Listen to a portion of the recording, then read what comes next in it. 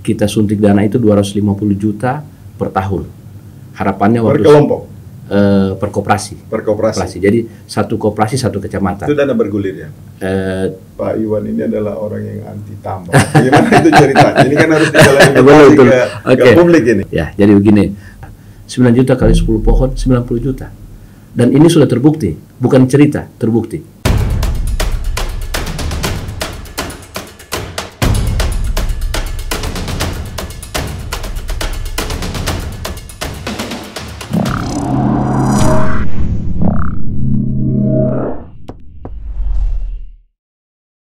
Bismillahirrahmanirrahim. Pemirsa di mana saja kalian berada, Assalamualaikum warahmatullahi wabarakatuh.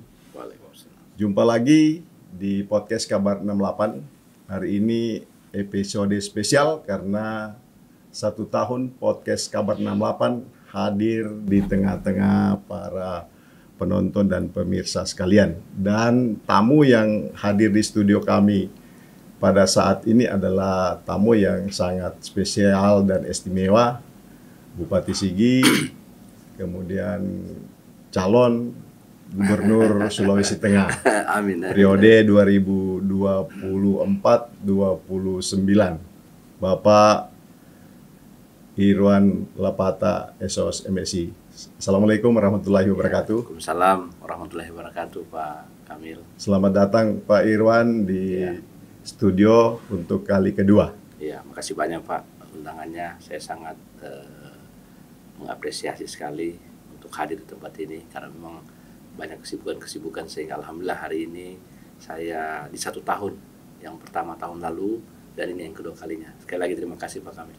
Ya, apa harapan dari Pak Iwan sendiri tentang 1 tahun podcast Kabar 68? Makasih banyak ini Pak Kamil sebagai pimpinan podcast 68. Yang pertama harapan saya podcast ini menjadi penyeimbang dalam artian dia menjadi ruang-ruang informasi sekaligus menjadikan jembatan untuk masyarakat, karena podcast ini biasanya kan dihadiri oleh para pejabat, para pengambil kebijakan ataupun para orang-orang yang sukses dalam rangka menangani baik ruang swasta, ruang pemerintah dan lain sebagainya. Nah, kesempatan di ruang-ruang ini ada hal-hal yang mungkin tidak dimengerti oleh masyarakat, tidak diketahui oleh masyarakat berkaitan dengan kebijakan yang turun, keputusan-keputusan yang turun. Di saatnya dalam ruang podcast ini bisa mungkin didiskusikan atau ditanyakan sehingga masyarakat luas yang belum pernah mendengar informasi atau apapun namanya, ketika berdiskusi di ruang podcast ini dia bisa mengetahui, sehingga tempat podcast ini sekali lagi menjadi jembatan, menjadi media, menjadi penyeimbang informasi antara pemerintah dan masyarakat. Termasuk ini harus terus didorong dan dikembangkan sehingga tentunya sesuai harapan-harapan kita, artinya pemerintah tidak boleh alergi kritik, pemerintah tidak boleh anti kritik, namun pemerintah harus menyampaikan informasi yang memang benar-benar ada dan kita rasakan bahwa itu merupakan kebenaran yang dilakukan dalam bentuk kebijakan, sehingga sudah melalui diskusi-diskusi dan tentu tahapan-tahapan yang panjang tentunya. Saya pikir seperti itu. Ya, pemirsa jangan kemana-mana, tonton terus acara ini. Jangan lupa like, komen, dan subscribe, serta bunyikan lonceng agar Anda bisa terupdate dengan konten-konten terbaru kami. Pak Iwan, 8 tahun memimpin Sigi. Kita tahu bahwa Sigi itu adalah daerah minus. Benar. Banyak sekali kekurangannya daripada kelebihannya. Iya. Misalnya salah satu kabupaten yang tidak punya bandara. Iya, benar. Kemudian yang tidak punya laut. Yang ada hanyalah hamparan lahan pertanian dan perkebunan yang belum tergarap dengan maksimal. Benar. Apa kiat dan kerja-kerja yang dilakukan oleh Pak Iwan selama 8 tahun memimpin Sigi? Makasih banyak Pak Kamil. Yang pertama tentu Kabupaten Sigi dan kota dan sekitar itu pasti akan berbeda. Pertama, Kabupaten Sigi ini terdiri dari 15 kecamatan, ketambahan 1 di tahun ke-7 kemarin menjadi 16, dan 176 desa tambah 1 desa persiapan, berarti 177. Dengan karakteristik yang berbeda. Di sana ada pegunungan, jalan-jalan dan lain sebagainya. Kalau kota kan semua sudah fasilitasnya sudah oke, sudah siap tinggal dikembangkan. Nah, tentunya sangat beda lah mengelola hal-hal seperti ini. Kemudian 74-75% kawasan Sigi ini terdiri dari kawasan konservasi dan lindung. Yang di dalam ketentuan kawasan ini tidak boleh diganggu, tidak boleh dikelola oleh masyarakat. Apalagi juga di dalamnya ada ruang-ruang tambang yang memang sangat seksi, misalnya emas di dalamnya, dan itu sudah ada di sana. Namun itu tidak boleh dikelola dan diganggu. Nah, kemudian 24-26% lebih, ya 26-25% lebih kawasan budidaya. Nah, kawasan budidaya ini berkaitan dengan persoalan pertanian, perikanan, peternakan, perkebunan, dan usaha mikro kecil menengah. Yang memang kalau mau dikelola ini benar-benar harus agak ekstra. Terus dengan APBD kami yang sangat terbatas, 1.129.000.000, ya, ini sudah dibagi lagi kepada 3 ruang. Pertama, belanja pegawai itu hampir 40% lebih, 45% lebih. Kemudian belanja pembangunan 20% lebih, ya, 45%, 25% lebih, dan sisanya itu belanja lainnya yang sekitar mungkin ya 20% lebih juga, hampir 20. Nah, untuk menyatukan ini kan memang harus ada rencana-rencana strategi yang harus ekstra. Misalnya di Sigi kami sudah membuat rencana prioritas dari 10 program yang ada, karena kita sesuaikan dengan kawasan yang ada. Di tahun awal itu saya memang fokus kepada infrastruktur berkaitan dengan pembangunan jalan, jembatan, irigasi, dan air bersih. Ini merupakan fondasi rakyat yang harus dibangun karena memang situasi kondisinya seperti itu. Jalan-jalan kita kemarin, jalan masih banyak yang terisolasi, belum terbuka. Di tahun awal sampai tahun ke-4 sebelum gempa, kita mengalami hal yang sangat luar biasa kemarin. Sampai pada proses itu, ini sudah mau terbangun fondasi, masuk gempa. Nah, ini juga porak-poranda semua, akhirnya kami kembali lagi ke titik nol. Namun ada rencana-rencana strategi yang sudah kami lakukan, misalnya memang bergerak penuh di persoalan agribisnis, urusan pertanian, perkebunan, perikanan, peternakan. Misalnya, kita mau bicara tentang pertanian, kita mau hasil produksi itu besar dan banyak. Di satu sisi, fondasi kita belum kuat. Nah, makanya di program awal itu, saya mendorong misalnya percepatan irigasi itu hampir full. Wilayah Palolo itu tahun ini sudah tinggal sedikit lagi, sudah mau dia teknis semua dengan wilayah-wilayah lainnya. Wilayah Biromaru yang kemarin terhantam gempa, Dolo sebagian, dan Dolo Selatan. Kemudian di ruang-ruang irigasi ini juga kita dorong penguatan sarana prasarana. Misalnya melalui pengadaan hand tractor 150 unit per tahun sampai hari ini. Itu dikandung maksud bahwa masyarakat mau bergerak bertani tidak ada fasilitas terbatas. Dari data yang ada, karena memang harus sesuai data, 1.000 kelompok lebih petani ini yang menggantungkan harapannya di persoalan persawahan dan perkebunan. Namun di satu sisi mereka kekurangan fasilitas. Nah, di sini peran pemerintah sebagai media jembatan masuk ke ruang tersebut. Nah, sehingga setiap tahun harapan saya di 1.000 kelompok ini, dari data yang kita kumpulkan itu masih sekitar 700 lebih yang punya hand tractor. Berarti ada sisanya 800 lebih yang memang belum, yang harus didorong. Karena ketika terpenuhi 1.000 kelompok, pasti sisanya ada lagi yang alatnya rusak. Ini lagi yang akan mengganti dan terus bergerak. Nah, sekarang sudah sampai di tahun terakhir ini kita dorong di penguatannya lewat combine, alat-alat besar, dan lain sebagainya. Ini terus bergerak ke semua titik. Kemudian ada lagi konsep lainnya dalam rangka penguatan ini, kita mendorong di penguatan sumber daya. Baik sumber daya petani dan sumber daya para penyuluh. Nah, para petani ini melalui penyuluh yang sudah dapat ilmu, kita buatkan diklat pelatihan bagaimana cara menanam yang baik, mengolah hasil produksi, dan sampai pada akhirnya. Nah, kemudian di samping itu juga ada infrastruktur yang memang harus membantu, karena semua petani ini kan punya kelebihan dan juga kekurangan mereka. Kalau yang sudah mandiri kita enak mengaturnya, tapi yang belum mandiri ini yang repot. Nah, makanya di tahun ketiga waktu itu saya mendorong penguatan koperasi berbasis pertanian. Tapi itu belum bisa kita lakukan, belum final waktu itu, tapi nanti di tahun keempat. Sehingga berdirilah koperasi berbasis pertanian. Harapannya apa?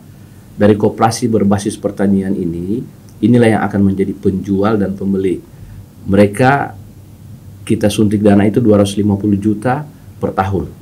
Harapannya per kelompok. per koperasi. Per koperasi. Jadi satu koperasi satu kecamatan. Itu dana bergulir ya? Tidak bergulir, tapi pengelolaan itu dikelola oleh koperasi. Misalnya gini, kan nanti di dalam itu setiap tahun di APBD kami dorong 250 juta. Waktu saya belum di awal pertama kita hitung 1 sampai 2 miliar per satu kali kasih uang. Tapi setelah kita hitung APBD ternyata tidak bisa seperti itu.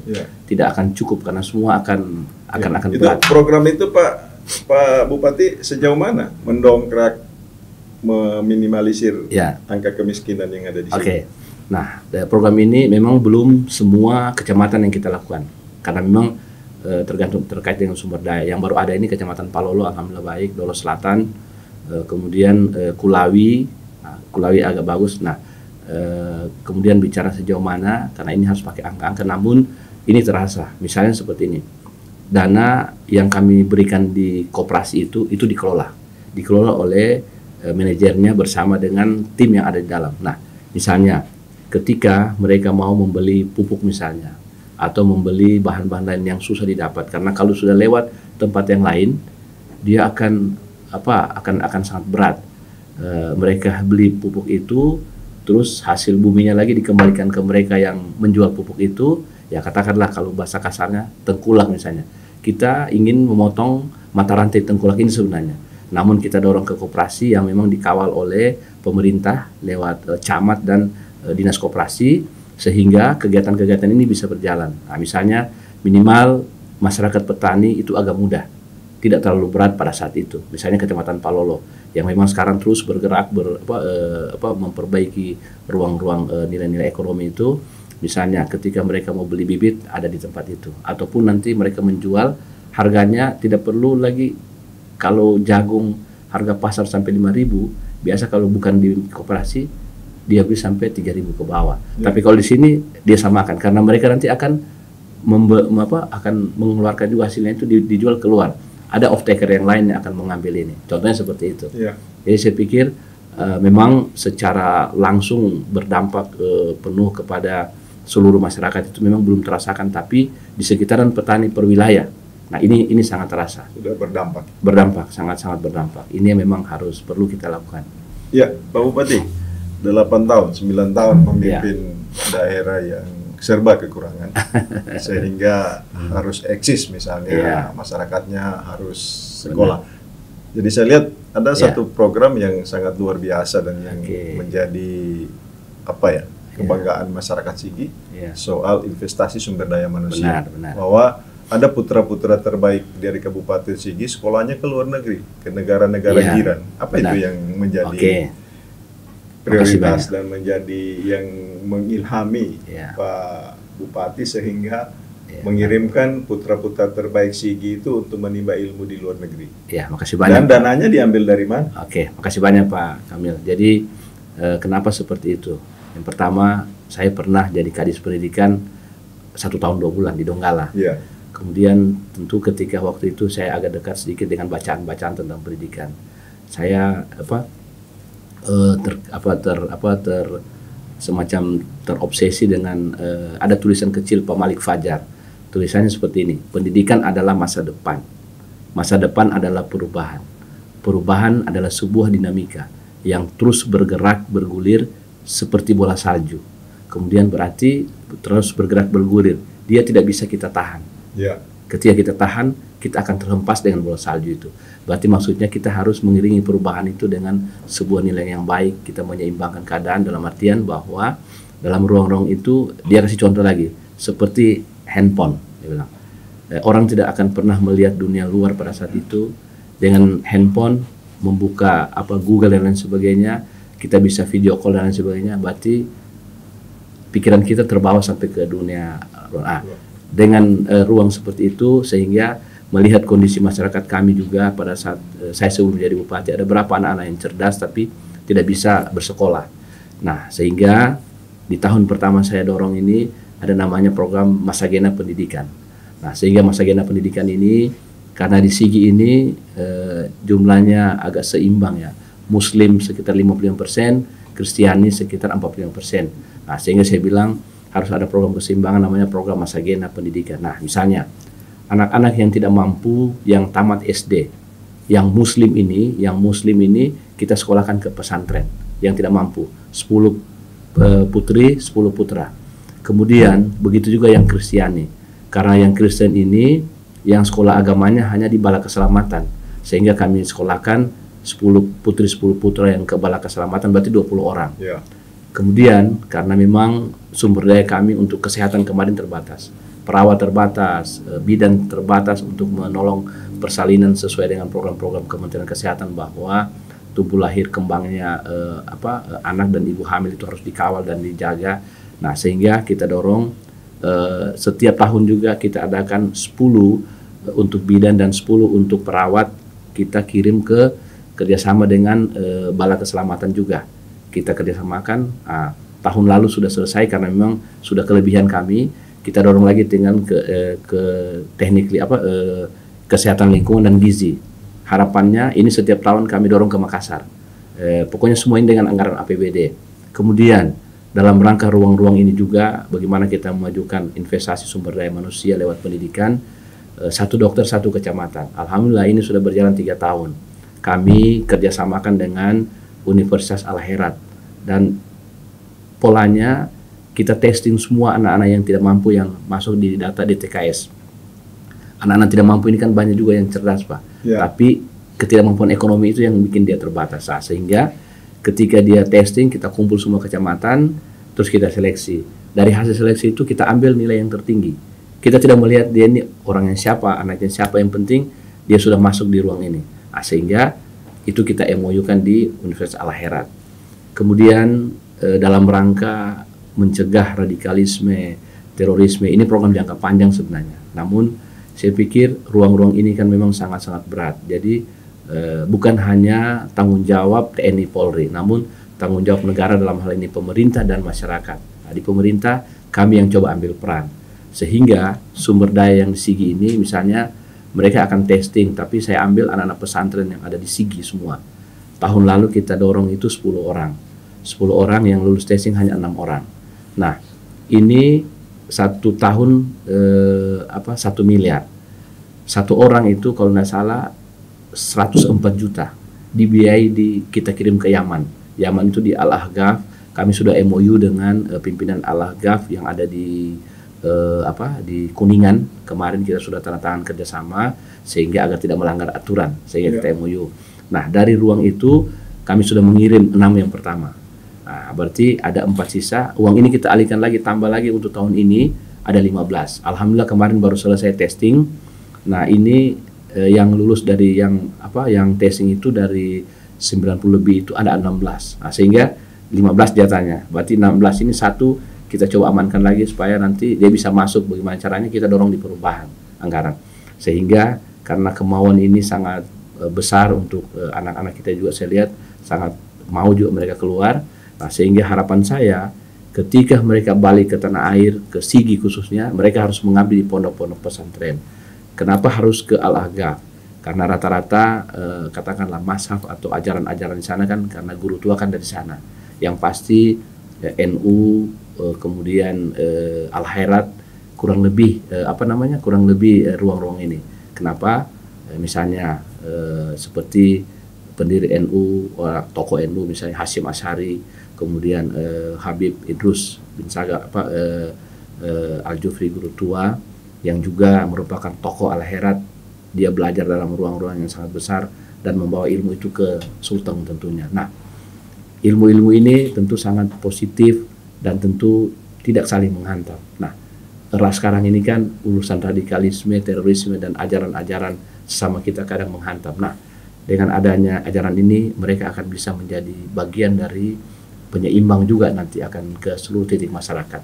Nah, sehingga ruang-ruang ini harus kita dorong terus. Kemudian ruang pendidikan lainnya kami berpikir begini, Pak. Banyak juga anak-anak yang mau ke IPB. Waktu itu di tahun lalu saya bersama Pak Iskandar Nonci ASN 2 waktu itu saya ketemu Pak Rektor IPB. Sehingga kami bilang kalau mau testing disamakan ini kayaknya mungkin sangat berat orang-orang Sigi mau lulus. Tapi ada pengecualian sehingga tetap mereka ikut testing tapi ada dalam ruang pengecualian. Alhamdulillah tahun ini kami masih dikasih jatah 1. Insya Allah tahun depan kami minta 2-5 semua ini dibiayai oleh APBD. Kenapa harus di IPB Bogor, tidak di Unpad? Bukan berarti kami mengecilkan Unpad, tidak, tapi kami ingin juga ada ilmu-ilmu yang dari sana kita padukan ini. Anak-anak Unpad kita kan juga banyak, sehingga tentu ada perkembangan teknologi baru dan lain sebagainya. Kemudian hal yang lain juga untuk peluang pendidikan, misalnya kami berpikir bahwa orang-orang yang masuk Akabri ini kan hanya orang-orang besar misalnya, Akabri, Akpol, orang punya link dan lain sebagainya. Nah, saya bersama Pak Wabub kemarin, akhirnya Pak Wabub yang ketemu dari Sekolah Taruna, saya bilang Pak Wabub, bisa kita anggarkan setiap tahun ini 5 untuk anak-anak kita, anak Sigi, anak-anak yang tidak mampu, siapa saja yang punya potensi kita sekolahkan. Alhamdulillah hasil komunikasi Pak Wabub waktu itu dengan kepala sekolah Pak Jenderal siapa yang di Taruna kemarin di Magelang itu ACC. Tahun ini kita minta waktu itu 2-5. Nah kemarin baru balik Pak Wabub MOU dengan pimpinannya kepala sekolah di sana, Pak Jenderal saya lupa namanya, dengan Pak Iskandar Nonci ASN 2. Jadi mereka ini yang melaksanakan MOU, sehingga insya Allah tahun depan anak-anak bangsa kita dari Sigi nanti mungkin 2-5 orang kita anggarkan di APBD. Kemudian setelah nanti mereka tamat di sana di SMA-nya, mereka bisa ikut testing Akabri, minimal wakil dari kita di Sultan. Kalau itu ada, peluang itu agak mudah lah. Nah harapan saya mereka nanti akan menjadi pemimpin-pemimpin masa depan bangsa, khususnya orang-orang Sigi yang ada di Sultan. Itu harapannya. Jadi memang investasi pendidikan sangat penting. Ya, Pak Bupati sangat luar biasa dan cukup brilian apa yang menjadi program-program strategis yang dilakukan oleh Bupati Sigi. Karena kita bercermin dari berapa puluh tahun terakhir, tidak ada orang negeri ini yang kelahiran Sulawesi Tengah yang jadi jenderal. Benar. Yang ada misalnya hanya Jenderal Papali Ujung. Tapi itu pun atas perjuangan sendiri.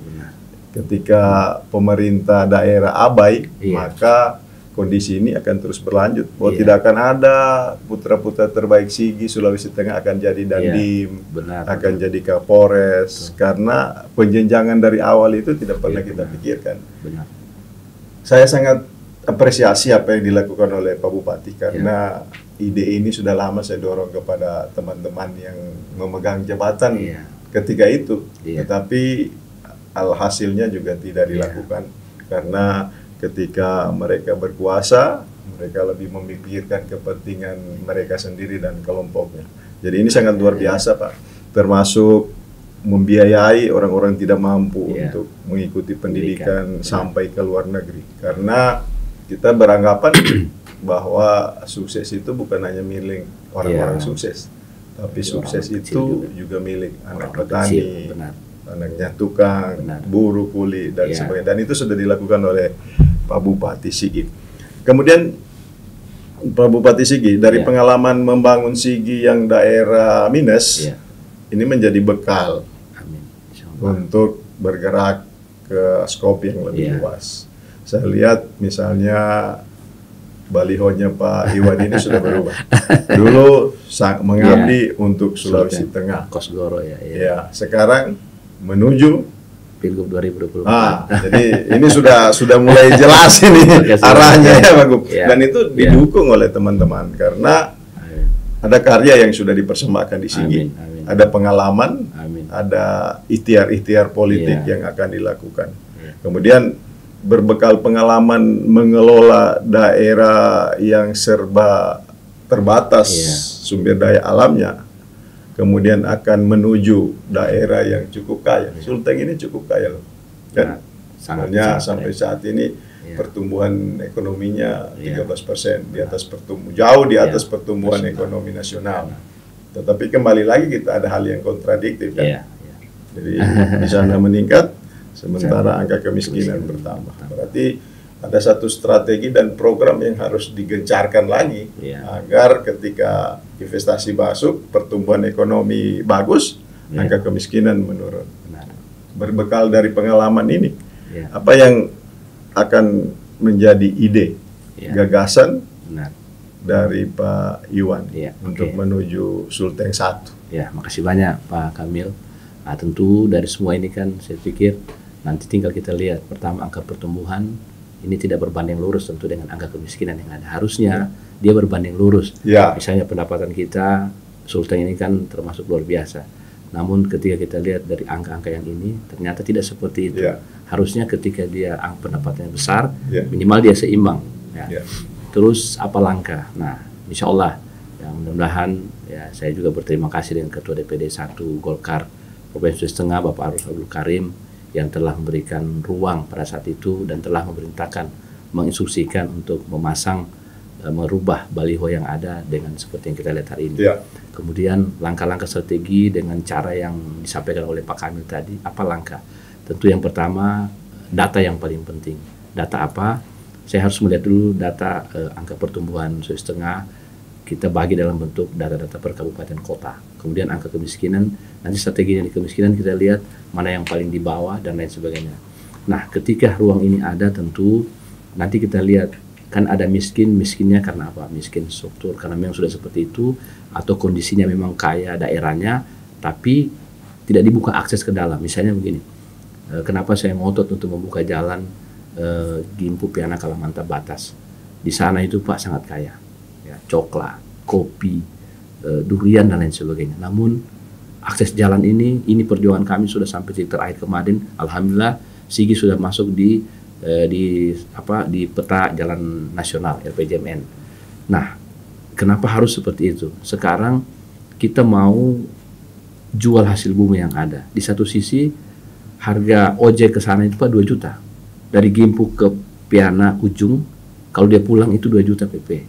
Nah, tidak akan mungkin mereka sanggup. Berarti harus diperbaiki dulu infrastruktur ini. Sehingga ini kemiskinan seperti ini, jadi strukturalnya ini kita kuatkan. Ketika ini ada, yakin dia akan berkembang sendiri. Itu pertama. Nah, daerah-daerah kita ini kan banyak yang masih seperti itu, daerah terisolasi. Nah, ini harapan saya yang pertama, insya Allah kalau Allah memberikan kehendak, pertama dari data kemiskinan tadi, real, daerah mana yang harus kita intervensi, kemudian kekuatan kekayaan itu apa yang harus kita buat. Nah, setelah itu, yang kedua kita buat pewilayahan komunitasnya. Pewilayahan komunitasnya ini kita tinggal lihat. Untuk agribisnis, kekuatan peternakannya itu di mana? Kekuatan perikanannya itu di mana?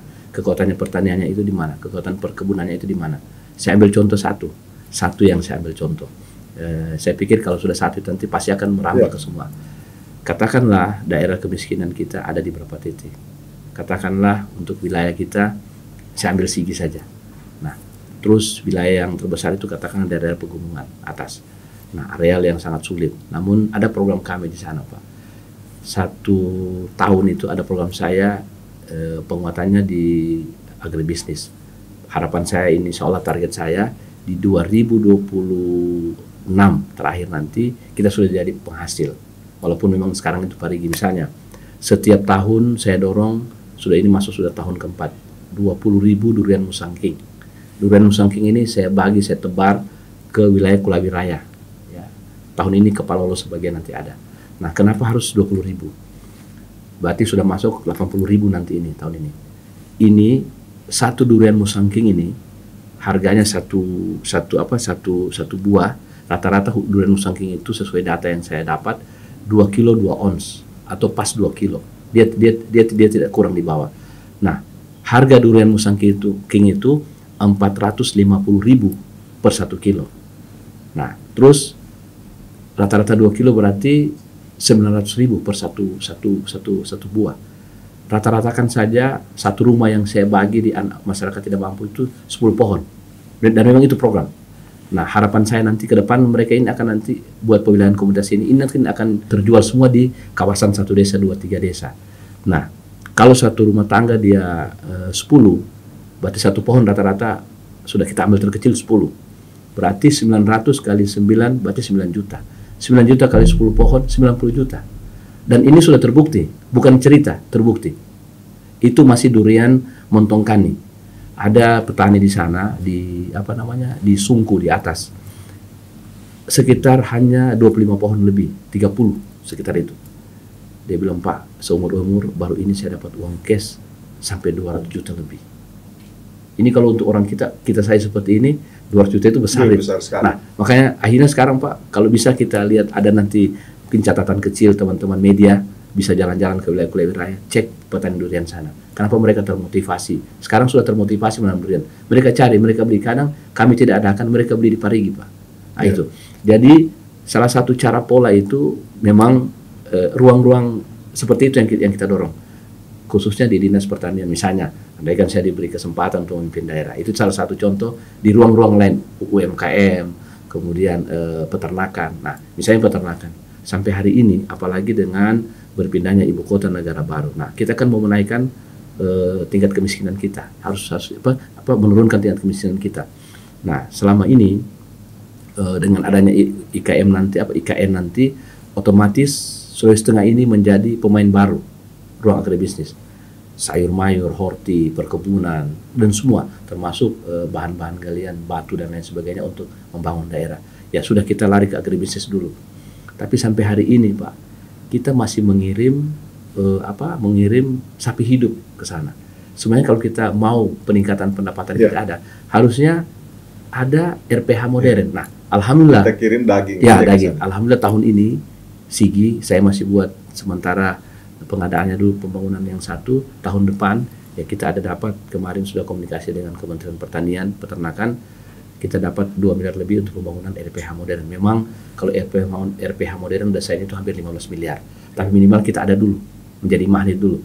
Nah, harapan saya kalau itu terjadi, kita bukan hanya di Sulteng, dari Sulbar kan banyak peternak ini.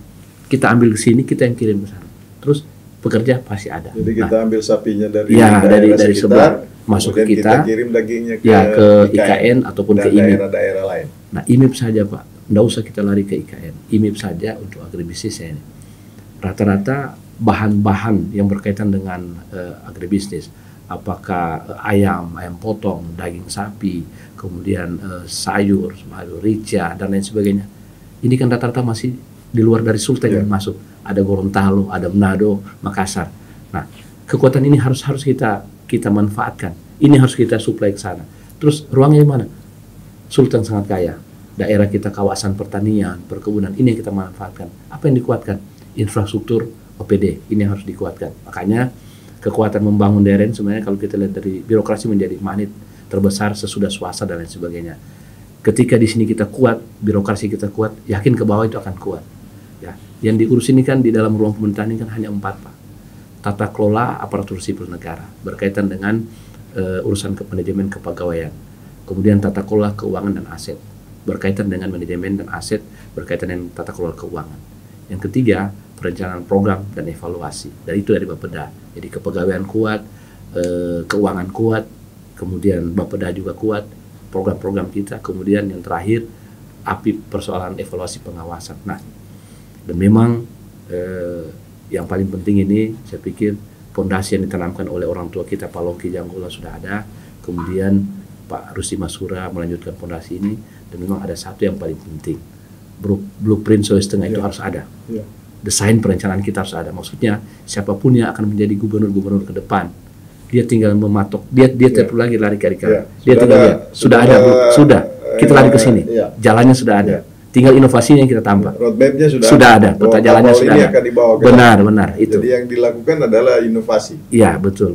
Makasih banyak. Termasuk seperti itu, Pak. Strategi dan program. Benar, seperti itu, Pak. Insya Allah, mudah-mudahan ya, yang pasti Sulawesi Tengah ini kaya, Pak. Iya, betul, kaya sekali, Pak. Cuma kaya sekali. Kemudian ada satu. Iya. Selama memimpin Sigi, Pak Iwan ini ada orang yang melebeli misalnya kepemimpinan Pak Iwan ini adalah orang yang anti tambang. Gimana itu ceritanya? Ini kan harus diklarifikasi ke publik ini. Makasih banyak. Makasih banyak.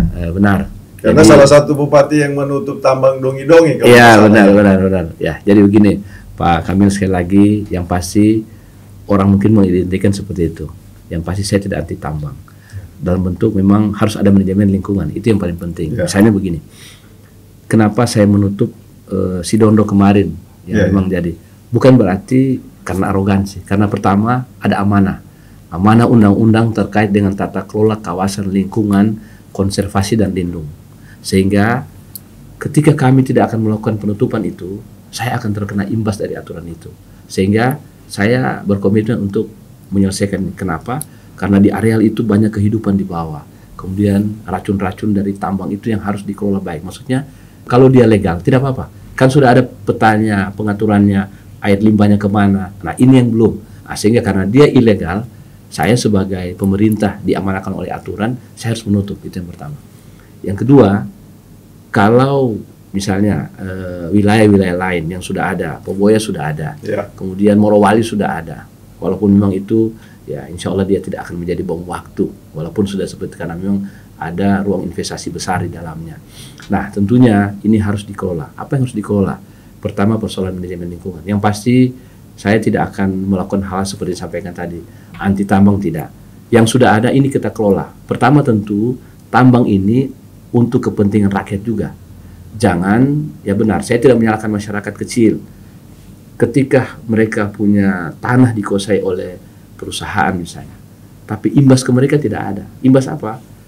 Mereka hidupnya juga tetap banting tulang seperti itu. Karena kita lihat, kita tidak perlu jauh-jauh Pak Bupati. Misalnya kita ke arah timur Kota Palu, sekitar 5 kilo, 3-5 kilo Kota Palu itu kasihan sekali. Kehidupan masyarakat yang berapa kelurahan itu kan kasihan sekali. Kadang saya lihat kondisi ekonominya sangat memprihatinkan. Jadi itu di mana keberpihakan pemerintah? Seharusnya ada posisi bargaining di situ. Bahwa ketika kalian masuk di sini, pertama perhatikan masyarakatnya dulu. Harusnya itu ada. Ya itu benar. Nah, jadi gini Pak, di sana memang areal Poboya yang bagian atas itu kurang lebih dengan kita. Itu ada semacam, saya lihat katakanlah catatan-catatan pengeluhan yang saya dengar, saya baca. Pertama mereka sampaikan begini, Pak, kami punya tanah ini sudah menjadi areal pertambangan. Kami mau mengelola tidak bisa. Sementara tanah kami ini dikelola terus kami tidak dapat apa-apa. Itu yang pertama. Yang kedua, kami punya kebun di atas, ada kebun kemiri. Saya belum lihat, cuma ini penyampaian. Kebun kemiri, kemudian kebun coklat dan kebun-kebun lainnya. Tapi di sana sampai hari ini tidak pernah dibangun jalan. Kenapa? Jalan kantong produksi. Alasannya karena kawasan tersebut masuk kawasan lindung dan konservasi dan hutan Tahura. Nah, saya bilang kurang lebih dengan Sigi. Contoh, Sigi, Danau Lindu itu tidak boleh diganggu jalannya dulu. Tapi ada upaya. Upaya siapa? Pemerintah.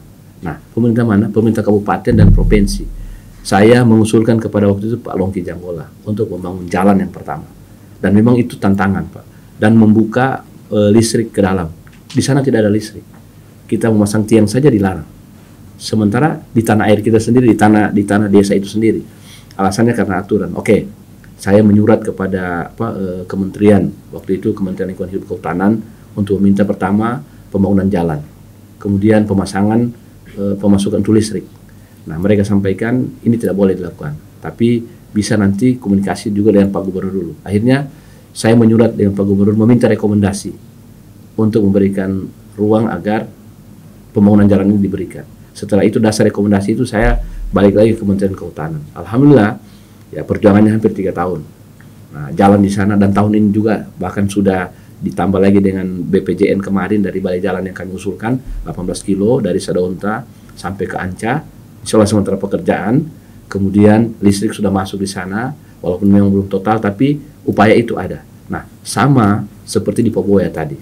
Sebenarnya walaupun dia Tahura ataupun konservasi, karena di sana ada kehidupan.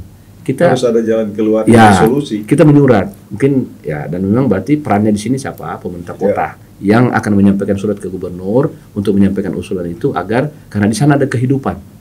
Nah, mereka sampaikan sama saya, kami mau masuk ke dalam Pak, susah, tidak ada jalan. Oke. Nah, setelah itu berkaitan dengan saya lari sedikit ke tambang. Nah, tentunya ada pola-pola yang memang harus dilakukan. Artinya sekali lagi tentunya berkaitan dengan perusahaan yang ada. Saya pikir perusahaan ini kan juga berkaitan dengan kebijakan. Saya pikir mereka juga manusia dan pasti akan memperhatikan. Ketika itu terkomunikasikan, mungkin itu. Nah, sehingga dalam ruang-ruang kebijakan ada ruang-ruang misalnya pihak perusahaan harus menjadikan mereka ini anak angkat dari perusahaan, misalnya ada berapa titik kawasan yang mereka minta. Kemudian itu juga harus dikomunikasikan dengan baik tentunya. Dan saya yakin perusahaan kalau ini terkomunikasi baik, nah kemudian kalau kita lari ke peran kebijakan, berarti di sini harus memang dibuatkan perda, walaupun memang itu aturan itu seperti itu, tapi penguatannya lewat DPRD, apakah provinsi nanti atau kota. Kalau skop besar, manajemen besarnya ke ruang provinsi, DPRD provinsi misalnya kita turun agar dia tidak menjadi konflik kepentingan. Misalnya kan kemarin sudah ada konflik Pak, perkelahian, akhirnya kan kasihan rakyat, kasihan perusahaan.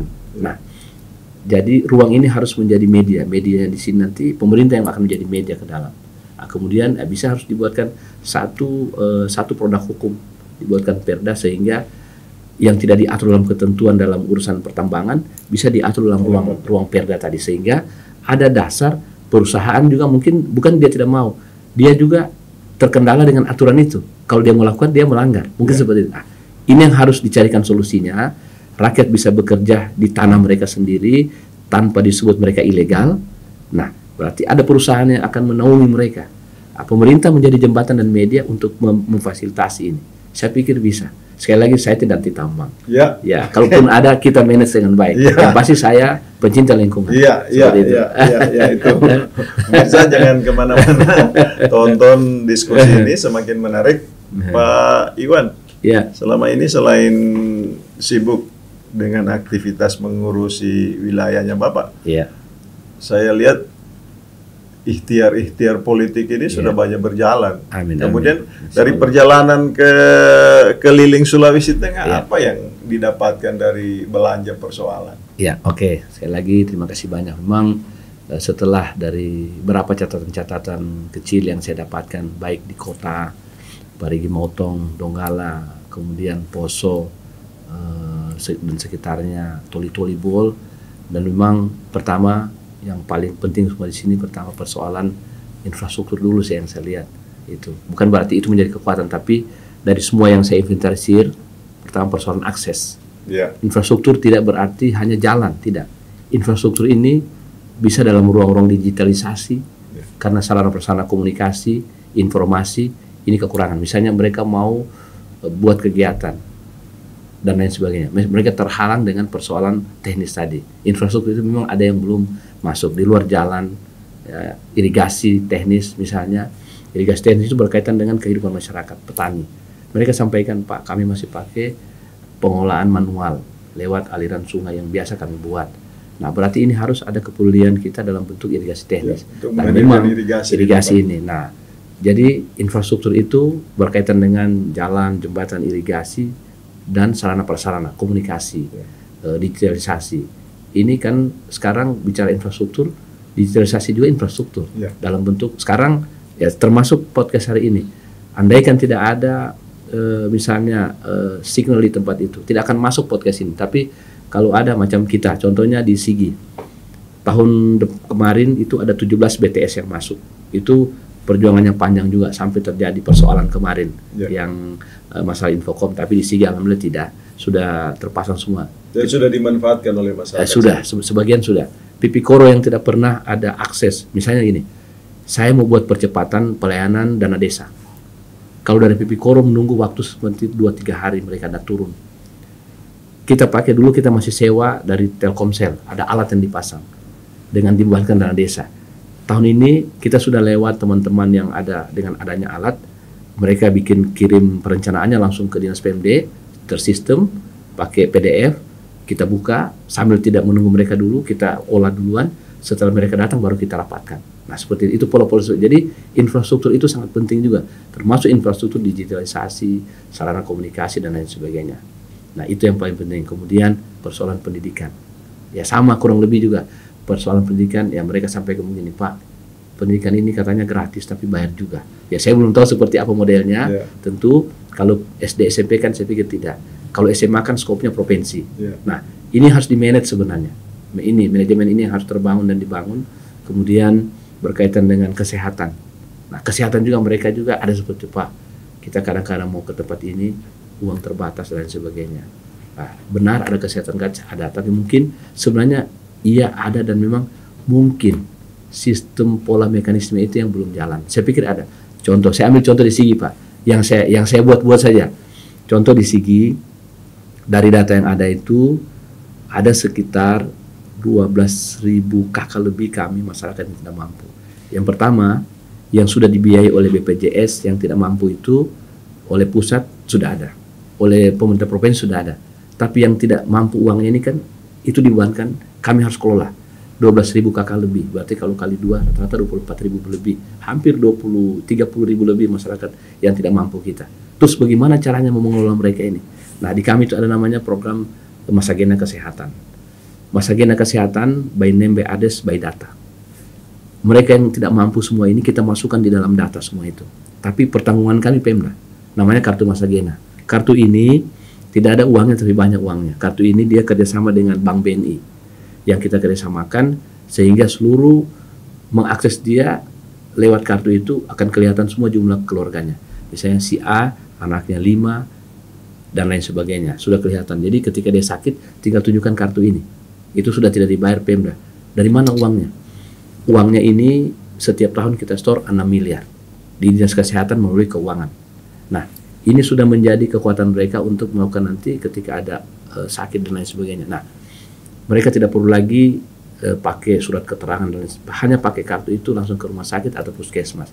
Terus pertanyaannya, bagaimana kalau yang sakit berat, yang operasi, tumor dan lain sebagainya? Tetap kita tanggung dengan kartu ini. Kami sudah bekerja sama dengan Rumah Sakit Dr. Wahidin Makassar. Ketika ada pasien yang memang kan kalau tumor itu Pak atau cancer rata-rata biasa ongkos sampai 60 juta, 50 juta, paling kurang 40. Terus bagaimana caranya mereka kalau mau berangkat, siapa yang bayar?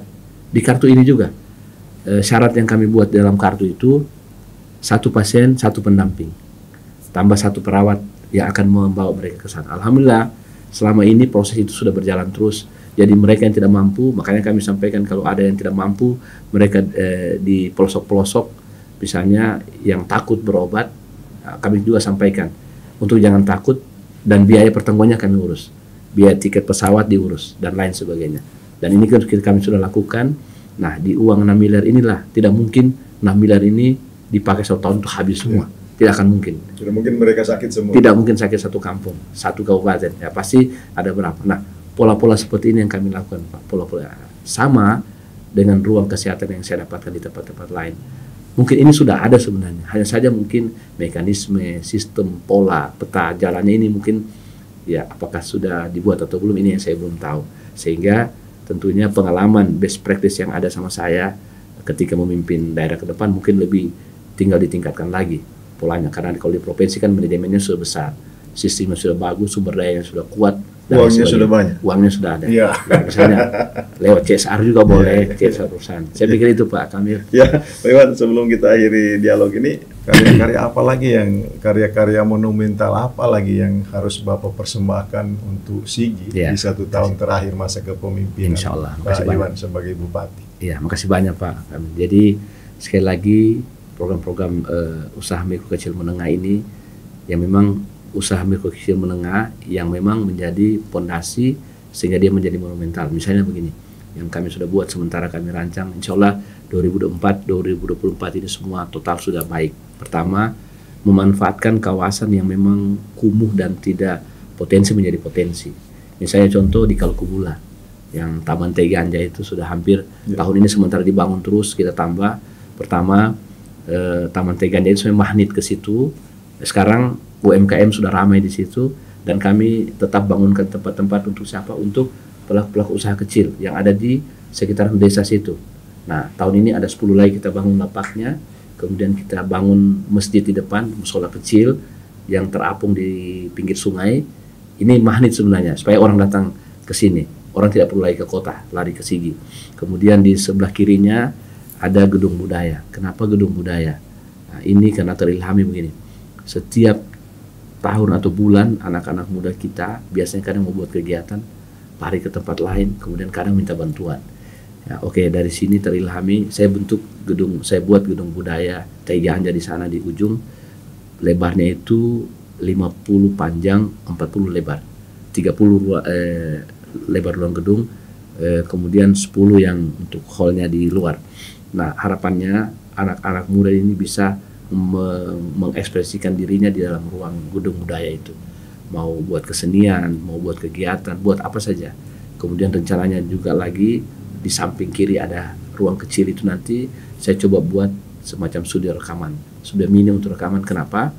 Anak-anak Sigi ini banyak yang potensi, tapi tidak ada tempat untuk mereka bisa misalnya menjadikan mereka itu bisa mau sewa alat, mau buat rekaman, butuh duit juga. Nah, insya Allah tahun ini semua itu bisa berjalan. Kemudian ya di dalam sarana gedung itu saya siapkan semua alat musiknya. band satu set, kemudian alat tradisionalnya semua. Kenapa? Saya ingin mereka itu bisa berekspresi di tempat itu. Kemudian sarana olahraga budayanya misalnya karapan sapi di sepanjang sungai itu ada 300 meter. Kemudian ada lapangan-lapangan futsal olahraga dan skateboard yang agak ekstrim sedikit. Karena saya melihat ruang ini harus ada. Jadi Sigi menjadi kekuatan untuk kita, tidak perlu lagi mereka keluar. Orang-orang Palu mungkin kita bisa tarik ke dalam. Kemudian yang kedua di Binangga, tanah yang jadi sengketa kemarin sepak bola, mungkin Pak Kamil juga tahu, banyak keluarga di situ. Sudah dibangun itu. Di situ nanti akan akan kami buat nanti situ namanya Taman Asmaul Husna. Kenapa seperti itu? Saya hanya mau ambil nama ini menjadi magnet. Tapi di situ nanti ada tugu besar, ada 99 Asmaul Husna, ada nama-nama Allah di situ. Nah, di situ nanti menjadi kekuatan kita.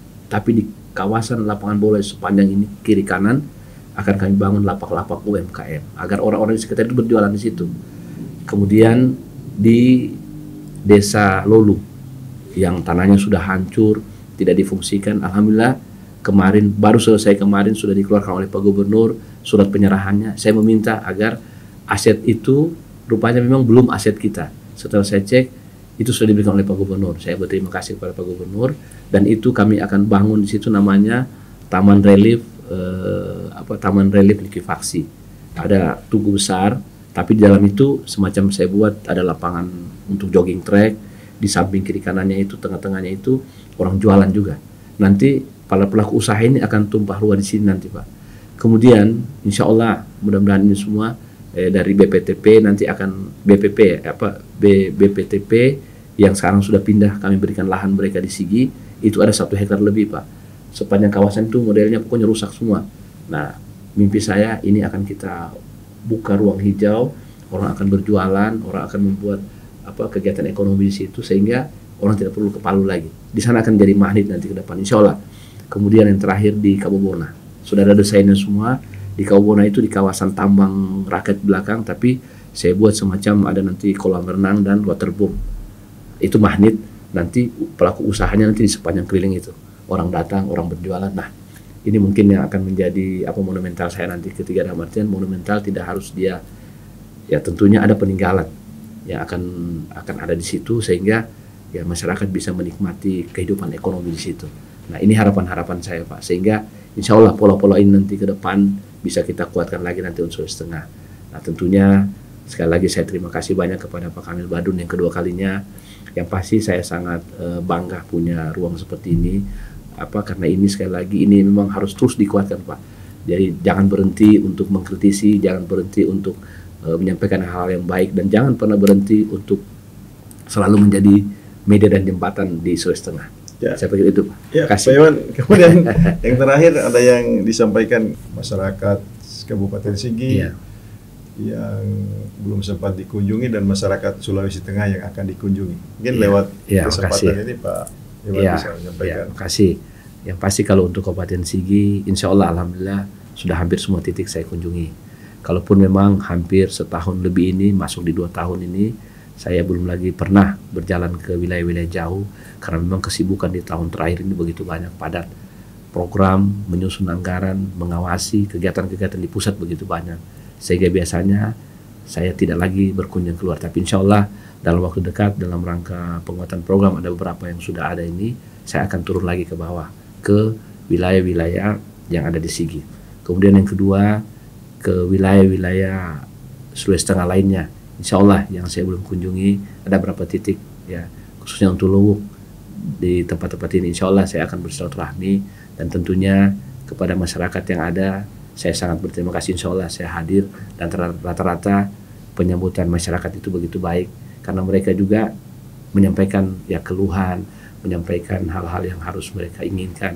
Nah, dari pertemuan itu ada catatan-catatan kecil yang menjadi ruang saya untuk memberikan nanti ke depan ada semacam ide, gagasan dalam bentuk tuangan-tuangan program kegiatan dan kebijakan nantinya. Sekali lagi makasih Pak Kamil. Oke, Pak Iwan Lapata, Bupati Sigi dan calon Gubernur Sulteng 2024-2029. Pemirsa, banyak hal yang tersajikan dalam diskusi kali ini.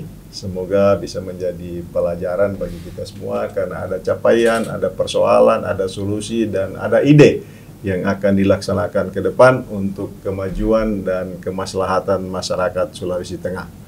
Sekian diskusi kami kali ini dan akan kami sambung lagi di kali-kali berikutnya. Sekian, wabillahi taufiq wal hidayah. Wassalamualaikum warahmatullahi wabarakatuh. Terima kasih banyak.